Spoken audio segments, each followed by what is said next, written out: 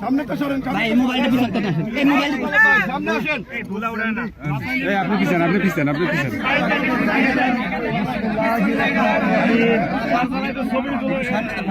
ভাইয়া, এই মেম্বার আছো, এই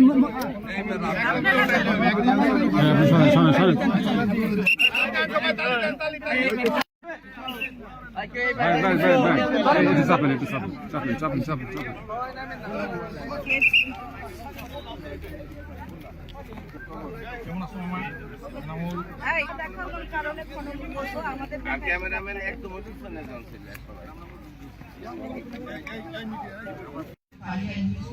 রঞ্জন চৌধুরী এবং এখানে অন্যান্য নেতৃত্ব আছে, সকল নাম এখন আর বললাম না। সকলকে ধন্যবাদ।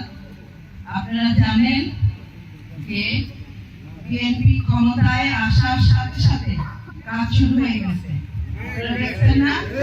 আপনারা চান, আমাদের নেতা কর্মীরা আপনাদের পাশে আছে, ইনশাআল্লাহ আমরা একটা সুন্দর মিরপুর গড়ার আশায় আমরা পথ চলব। ধন্যবাদ। আসসালামু আলাইকুম। আমাদের মাননীয় সংসদ সদস্য মহোদয় প্রতি কৃতজ্ঞতা, তিনি তার শত ব্যস্ততার মাঝে আমাদের কাছে এসেছেন। আমরা ম্যাডাম আপনার অবগতির জন্য আমরা এটি কুমার নদ থেকে একদম রণকালী বিল পর্যন্ত যে সড়ক, এর ফলে মূল উপকার হতে হবে আমাদের পাট চাষিরা।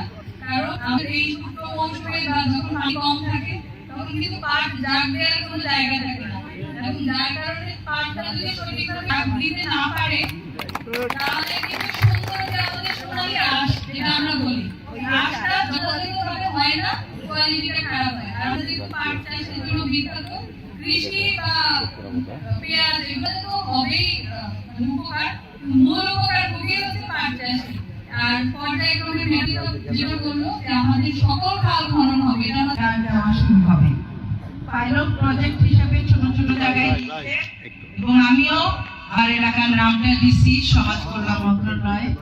এবং ইনশাআল্লাহ মহিলাদের জন্য ফ্যামিলি কার্ড, কৃষকদের জন্য কৃষক কার্ড অতি শীঘ্র আপনারা পাবেন।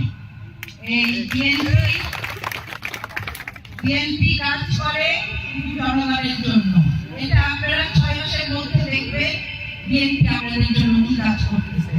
আপনার বাড়ির সামনের ভাঙা রাস্তাটা সুন্দর হয়ে যাবে, আপনার সন্তানের স্কুলের বিল্ডিংটা, সন্তানের পড়াশোনাটা ঠিক হবে। আপনারা যে অভাবের মধ্যে ছিলেন ইনশাআল্লাহ সেই কাজ করতেছে। আমার মুখে বলার দরকার নাই, আমরা কাজে প্রমাণ করব বিএনপি কি করে। 25,000 দেশে পানির অভাব দূর করার জন্য আমরা খাল খনন, আমাদের শীতের দিনে যখন পানি কম থাকে তার জন্য কৃষকদের সেচের জন্য এবং অন্যান্য সুযোগ সুবিধার জন্য খাল খনন করছি, এবং খালের পানি দিয়ে আমাদের সে পানির অভাব পূরণ করব। তো আমরা আজকে এই খাল খনন কর্মসূচি বিভিন্ন স্তরের নেতৃবৃন্দ উপস্থিত,